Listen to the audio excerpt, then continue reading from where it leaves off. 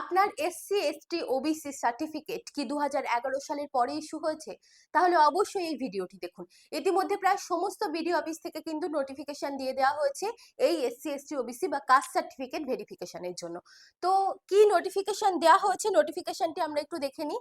দেখুন, বলছে যে 2011 সাল থেকে জারি হওয়া প্রায় সমস্ত জাতিগত শংসাপত্র পুনর্যাচাইকরণের জন্য গৃহীত হয়েছে।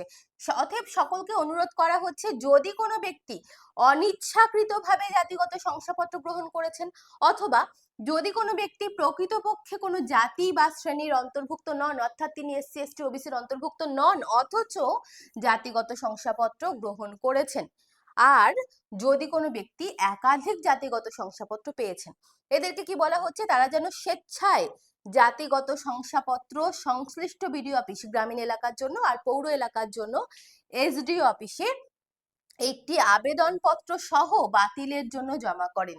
তাহলে একটি আবেদনপত্র দিতে হবে এবং সার্টিফিকেটের সাথে আধার ভোটারও কিন্তু লাগবে। এই পদক্ষেপের উদ্দেশ্য হলো জাতিগত শংসাপত্র ইস্যু করার ক্ষেত্রে স্বচ্ছতা এবং সত্যতা নিশ্চিত করা, বৃহত্তর জনস্বার্থে নাগরিকদের পুনর্যাচাইকরণের প্রক্রিয়ার জন্য সহযোগিতা করার অনুরোধ করা হচ্ছে। এবার এটা আপনাকে আপনার সার্টিফিকেট অবশ্যই সত্যি সার্টিফিকেট, মানে কোনো ভুয়ো সার্টিফিকেট নয়। তাহলে আপনার কি জমা করতে হবে, এই প্রশ্ন কিন্তু অনেকের থাকবে। তো অবশ্যই আমি যতদূর খবর পেয়েছি সেটা কিন্তু যারা মানে ভুয়ো সার্টিফিকেট নয়, অরিজিনাল সার্টিফিকেট, তাদেরকেও জমা করতে হচ্ছে। কিন্তু আপনি যে এলাকায় থাকেন অবশ্যই সেই এলাকার বিডিও অফিসে খবর নিয়ে তারপরে জমা করবেন, ঠিক আছে? সেখানে কি বলা হচ্ছে সেটা অবশ্যই আপনি একটু খবর নিয়ে নেবেন। আচ্ছা, নেক্সট চলে আসছে এখানে। তাহলে কার কার সার্টিফিকেট যাচাই হবে একটু দেখে নিই।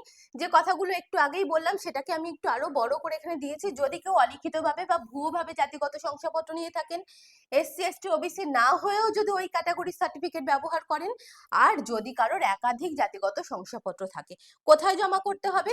জমা করতে হবে গ্রামে থাকলে বিডিও অফিসে, আর শহর বা পৌর এলাকায় থাকলে এসডিও অফিসে।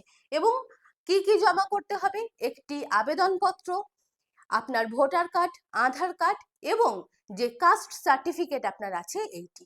অর্থাৎ টোটাল 4টি জিনিস জমা করতে হচ্ছে। কোথায় জমা করতে হচ্ছে সেটাও বলে দিলাম।